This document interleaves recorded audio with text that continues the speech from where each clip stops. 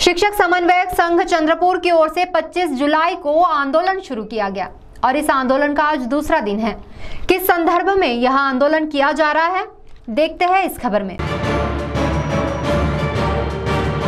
शिक्षक समन्वय संघ चंद्रपुर की ओर से जिला परिषद के सामने विविध मांगों को लेकर लाक्षणीय धरना आंदोलन 25 जुलाई गुरुवार से शुरू किया गया, जो कि आज 26 जुलाई को भी जारी रहा।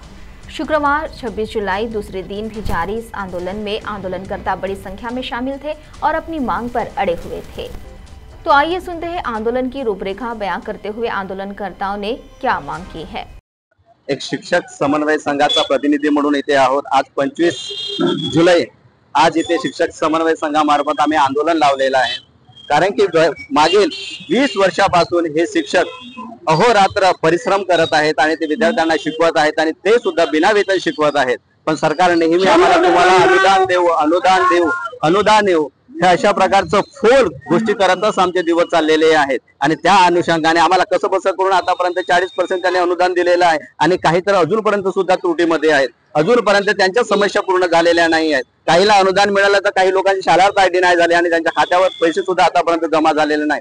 मागे आम्ही 2023 ला नोव्हेंबर मध्ये आंदोलन केलेलं होतं। त्यावेळेस स्वतः शिक्षण मंत्री दीपक केसरकर साहेब त्या आझाद मैदानामध्ये आले होते आणि 9 नोव्हेंबरला त्यांनी लिखित स्वरूपामध्ये आम्हाला आश्वासन दिलं होतं की तुम्हाला या वर्षामध्ये 1 जानेवारी पासून आम्ही अनुदान देऊ म्हणून। बरं ते तर असू दे, आता विधिमंडळाच्या बैठकीमध्ये सुद्धा त्यांनी आश्वासन दिलेलं होतं, पण अजूनपर्यंत काही या अनुदानाचा काही पत्ता नाही। आमची एक रास्त मागणी आहे की आता या जून पासून 1 जून 2024 पासून आम्हाला पुढील वाढीव टप्पा मिळाला पाहिजे आणि त्याचप्रमाणे शिक्षण समन्वय संघाच्या ज्या काही समस्या आहेत त्या समस्याचं पूर्ण निराकरण या शासनाने करावं आणि कमीत कमी आता निवडणुका येत आहेत, विधानसभेच्या निवडणुका येत आहेत आणि त्या विधानसभेच्या निवडणुकीच्या पूर्वी आचारसंहिता लागणार आहे आणि जर शासनाने आम्हाला जुलैच्या पहिले जर हे अनुदान दिलं नाही तर पुढच्या वर्षामध्ये ते जाणार आणि सरकार कोणती येणार याचं काही आम्हाला माहित नाही यापर्यंत। म्हणून आम्ही सरकारला एकच विनंती करतो की आता त्यांनी आमच्या खात्यामध्ये वाढीव टप्पा व प्रचलित नुसार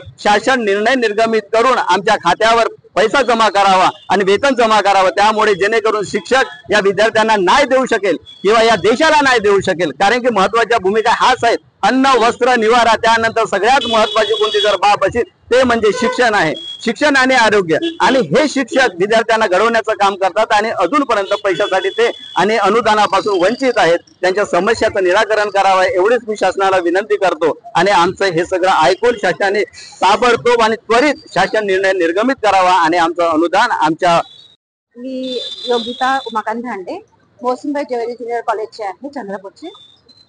गेल्या 2-3 वर्षापासून आम्ही शासनाला मागणी करत आहोत आमच्या वाढीव टप्प्यासाठी। शासनाने 2021 पासून आम्हाला वाढीव टप्प्याची मागणी केली होती। एक वर्षानंतर वाढीव टप्पा देणार होती। मागच्या वर्षी आम्ही गेलो होतो मुंबईला, आझाद मैदानावर आम्ही बसलो होतो।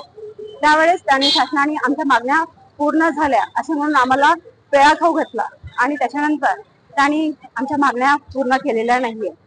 आम्हाला परत या महिन्यापासून देतो ते पुढल्यापासून देऊ असं ते गाजर दाखवत आहे आणि आमच्या मागण्या पूर्ण करून नाही राहिल्या। त्यामुळे आम्ही या ठिकाणी आज बसलेलो आहोत। निदान शासनाने आमच्या मागण्याकडे लक्ष द्यावे आणि आमच्या मागण्या लवकरात लवकर पूर्ण करावी अशी आमची सगळ्यांची मागणी आहे। धन्यवाद। CTV के लिए प्रतिनिधि वैभव यारकर की रिपोर्ट।